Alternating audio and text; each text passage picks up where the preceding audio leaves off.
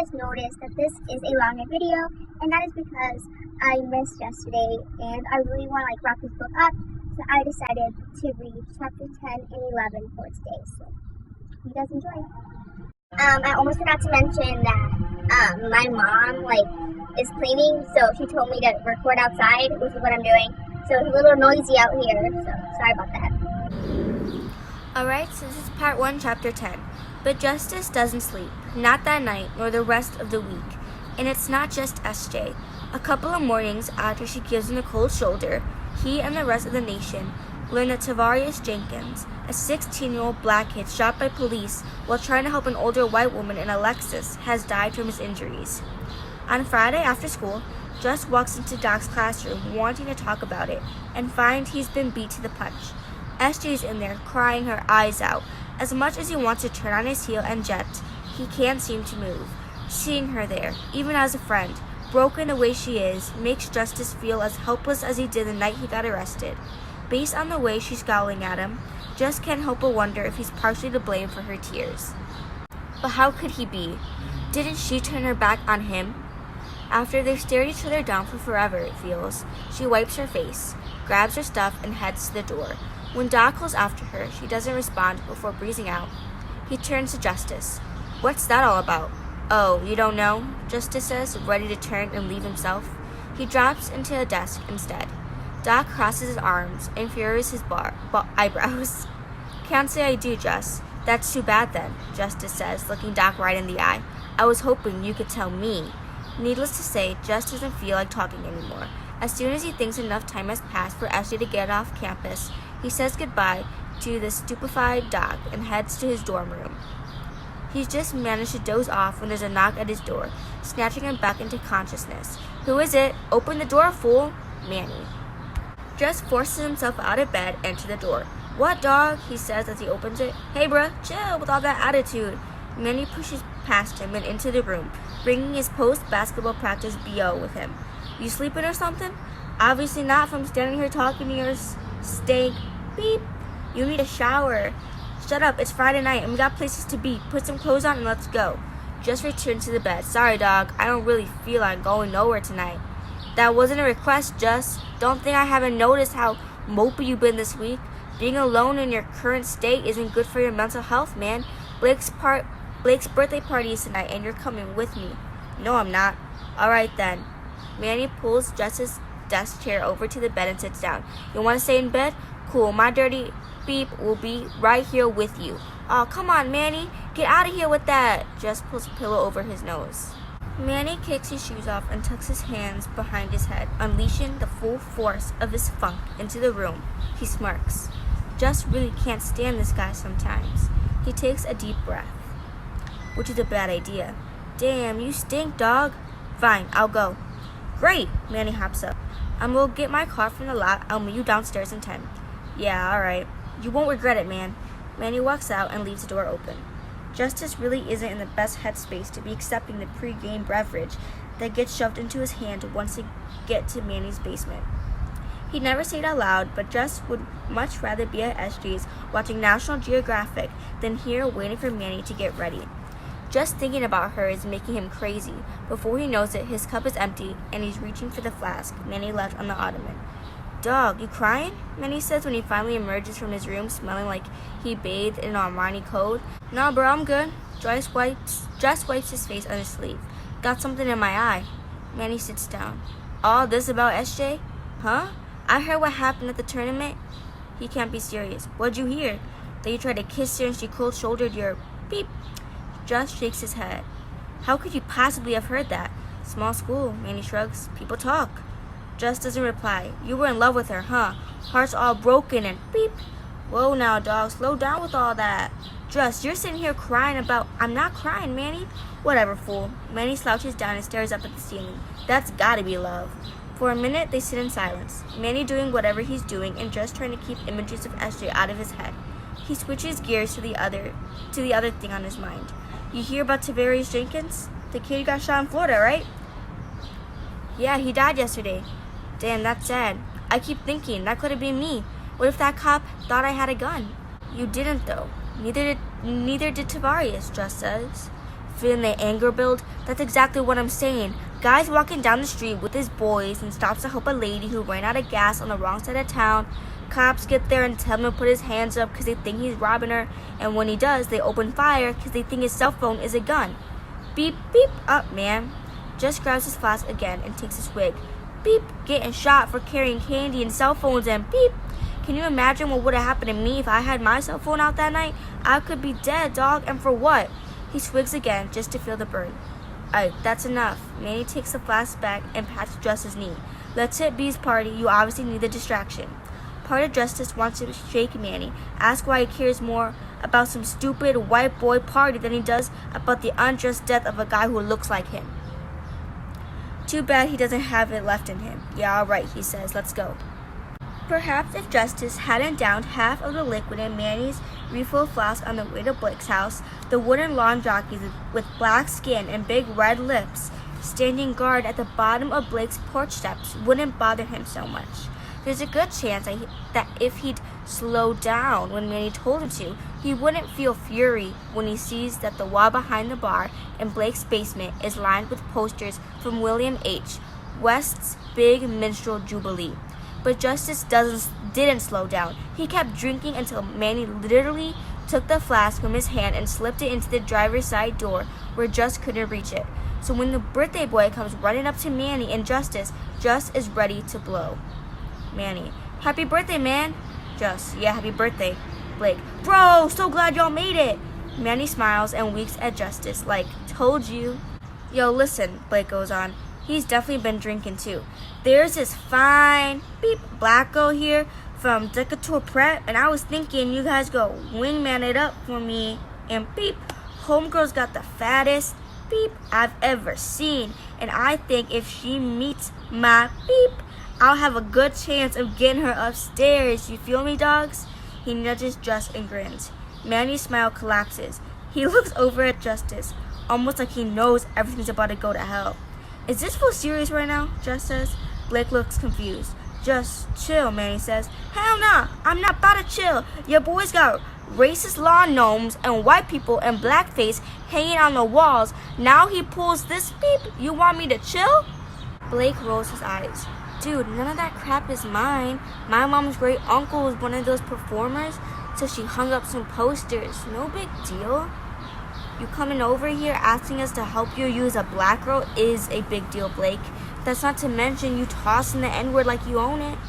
Blake, you don't own it more than I do, bro. Nobody owns words. I think you know that as someone smart enough to get into Yale. Manny, alright, y'all, let's calm down before this gets out of hand. Justice, it's already out of hand, Manny. Your boy Blake is a racist. Blake, what is it with you people and the goddamn race card, huh? Justice, we people? You realize Manny is one of us people too, right? Blake, except Manny's got some sense and doesn't make everything about race. Why don't you loosen the beep up?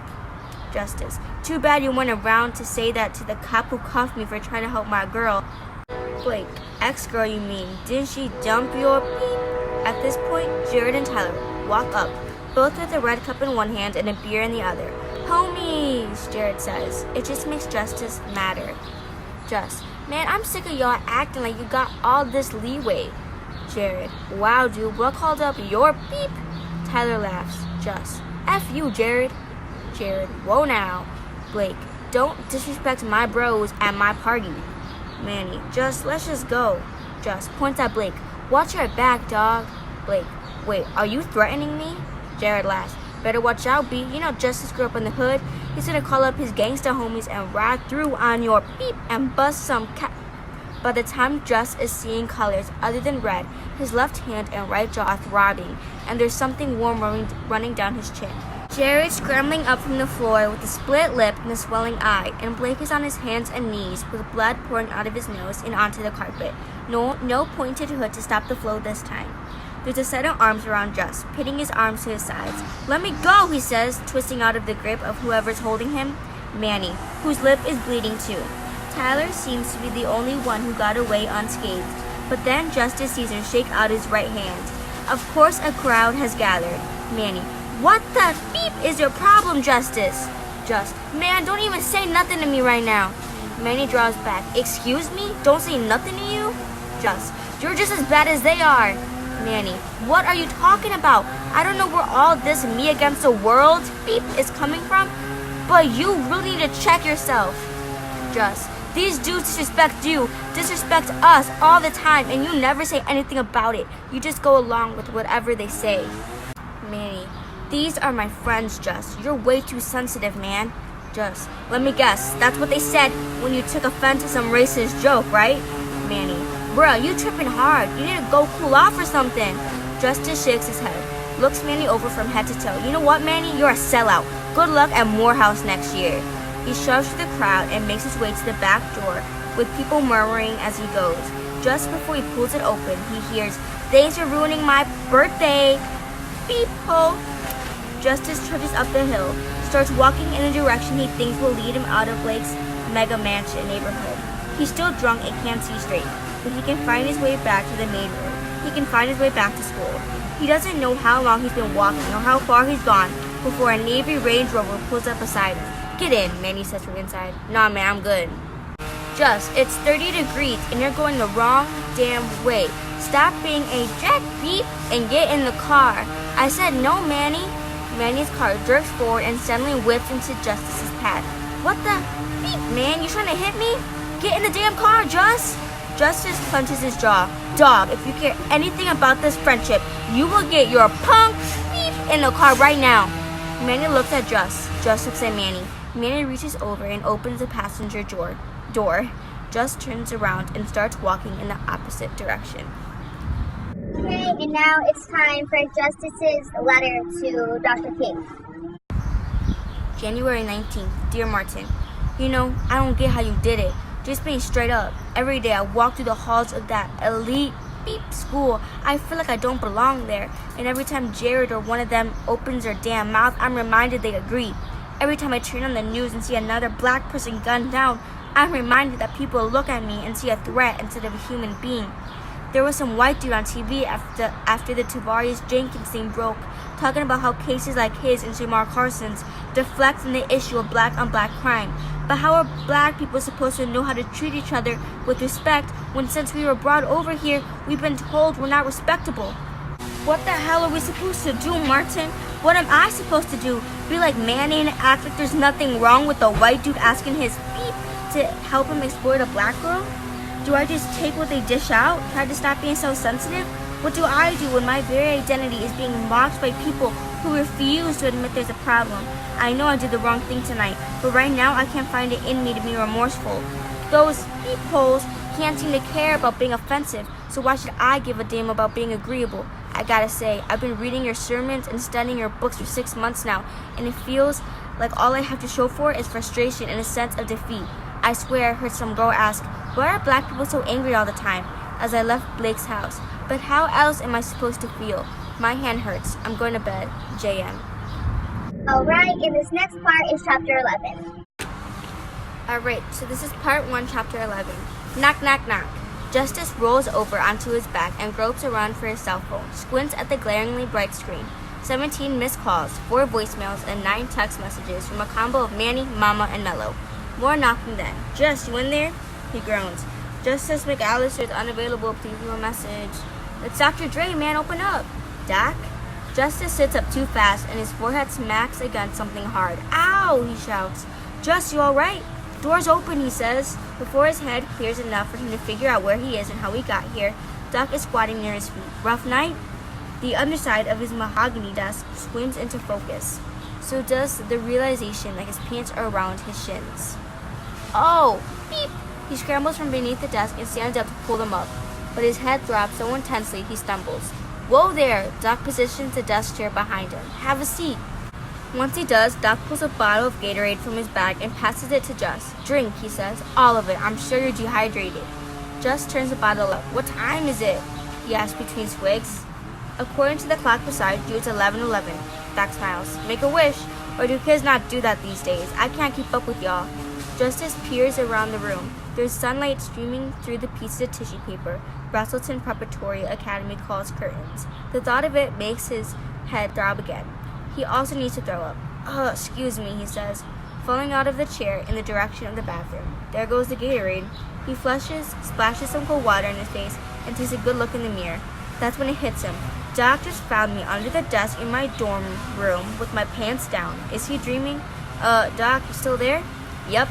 Just gulps. You, got any plans for the fine Saturday? Come on out here, Just. Dang it. Do I have to? No, but it'd definitely be in your best interests. Just takes himself one more time and shakes his head. Doc is sitting with his elbows on his knees and with his hands clasped at the edge of Just's perfectly made bed, which reminds Just he didn't sleep in it. He shakes his head again. Doc smiles, nods towards the desk chair. Talk to me, Just. He says once Justice is seated. Just runs his hands down his face. What do you want me to say? Just want to know what's up. I got a call from Manny a couple of hours ago. He's really worried about you. Just snorts. Doc smiles. He told me you'd do that. Whatever. That dude don't know me. Doc's expression turns serious. Tell me what happened, man. You mean Manny didn't tell you when he called to tattle on me? Doc doesn't say a word to that. Just stares at Justice with his piercing green eyes. There's no judgment in them at all. With Doc eyeing him like that, last night floods Justice's memory, and the ache in his bruised knuckles seems to intensify. He drops his chin. I messed up, Doc. How so? Just looks up. Manny really didn't tell you anything? Doc pulls his phone from his pocket, taps the screen a few times, then holds it up. Manny's voice pours out of the speaker. Morning, Dr. Dre. Don't mean to bother you on a Saturday. I was wondering if you'd mind going by the dorm to check on Justice. He's going through some things, and he's not answering his phone, and I'm sure he doesn't want to see me. If you could just pop up there and make sure he's all right, I'd really appreciate it. Room 217. When I called him back to get more info, Doc says, all he said was the two of you had a little to drink and there was a disagreement. He thought you could possibly use someone to talk to. Just doesn't reply. So what's up, man? Why would Manny think you don't want to see him? Justice scratches his head. He needs a haircut. I got drunk, Doc. I figured as much. Doc points to the empty Gatorade bottle. I got drunk and made the mistake of going to Blake Benson's house. Some stuff set me off and I really messed up, man. Cater expounds. Justice sighs. Ever since my run-in with that cop, I've been on high alert, noticing stuff I would have glossed over or tried to ignore before. Makes sense. This might sound dumb, but I started this project, Just says. For the past 6 months, I've been studying Dr. King's stuff again and trying to apply it. He looks up at Doc. Still no judgment there. I've been writing letters to him in a notebook. That's what's on your desk. Just looks over his shoulder at the blue composition book with Dear Martin in the white space. Yeah. Doc nods. Go on? Well, it was going fine, I guess. But then, remember how I told you my dad passed when I was 11? Yes, I do. Well, he had PTSD from the military and was an alcoholic when he was alive. He would drink too much and go into these rages, and he would hit my mom. I'm sorry to hear that, Jess. Just shrugs. Was what it was. I caught a glimpse of his eyes one time. There was nothing in them. It was almost like he wasn't even in his body, like his fists and feet were an autopilot and his brain had checked out. Doc nods. I think something like that happened last night. I remember being pissed off about some stuff in Blake's basement, and then he came over to me and Manny and said something that just pushed me over the edge. Words were exchanged, and then the next thing I remember, my hand was killing me and Blake and Jared were getting up from the floor. I see. Yeah, Jess chuckles. I feel like I shouldn't be telling you this because it's going to get me expelled. Sounds to me like you're taking responsibility. That's tenet for the BP honor code, isn't it? Doc grins. I guess it is. Anyway, it's scary to think about now. The last person I ever wanted to be like is my dad. Dude died in a fiery car crash with the blood alcohol level of 0.25. But last night, I was just like him. I swear, I'm never drinking again, man. Doc laughs. That's a good start. And then Manny just shakes his head. I just don't get why he puts up with those beep holes. He looks up. Oh, sorry. Doc smiles. It's okay. We're in your domain. You were saying? I know it's dumb, but when I hear him agree with those guys and stuff he has to know is wrong. I don't know, Doc. Doc doesn't respond. Pretty sure I called him a sellout, Jess says. Right now, I'm still so mad at him. I don't even feel bad about it. I know he probably wasn't trying to take their side last night, but for him to get on me after the stuff Blake and Jared said, it's like he doesn't even care that they're disrespecting him or me. Doc nods. Mind if I play devil's advocate for a second? Don't want to dismiss your sentiments, just want to give you a little perspective. Okay. So I grew up like Manny, until I hit the 10th grade and transferred to a magnet academy in the city. I was the only person of color at my school. You remember how it felt, too. You remember how it felt to realize you only have so much control over how people see you? How could I forget? Just rubs his wrists. That's what it was like for me at a new school. Everybody saw me as black. Even with the light skin and green eyes, the black kids expected me to know all the cultural references and slang, and the white kids expected me to act black. It was a rude awakening for me.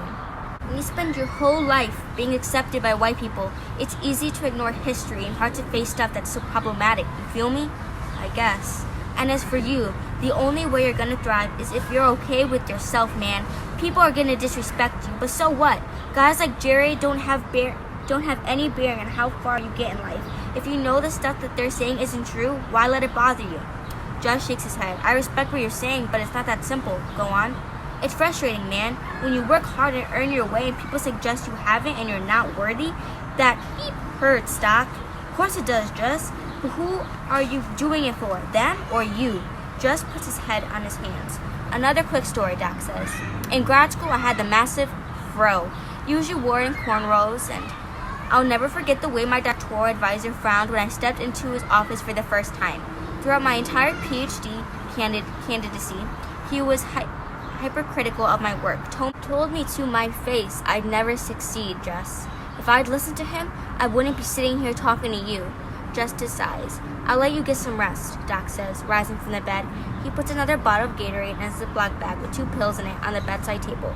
Got you some ibuprofen from the infirmary. Try to stay hydrated, alright? Justice nods. Thanks for coming by to check on me, Doc. Anytime, my man.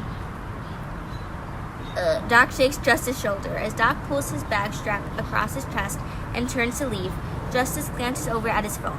Remembers all the missed calls and messages and the lack thereof from a certain former debate partner. Doc, let me ask you something. Doc turns and sticks his hands in his pocket. Shoot. Am I really about to ask this? Do you have a girlfriend? Why do you ask? Well, what exactly is he supposed to say? This about SJ, Doc says. Justice's eyebrows lift. Doc laughs. You think I didn't notice a change between you two? It sucks, Doc. Just drops his chin. She'll come around. Get some rest, okay? Yeah, alright. Just gets up and goes over to fall on the bed as Doc pulls the door open. He's asleep before he hears it click shut. Alright, so that was chapter 10 and 11 of Dear Martin. I hope you guys enjoyed it. Please come back for chapter 12, chapter 13 and 14. They're very wow. So please stick around for that, please. Remember to like, comment, subscribe, comment any ideas you have for my channel or any book recommendations that you'd like me to read in the future. Subscribe for more and tap the little notification bell so that you're notified whenever I update on a reading. Thank you for watching. Have a marvelous day, evening, or night, all of them. Maha. And yeah, see you hopefully for chapter 12. Pressed against your phantom limbs, never know where to begin.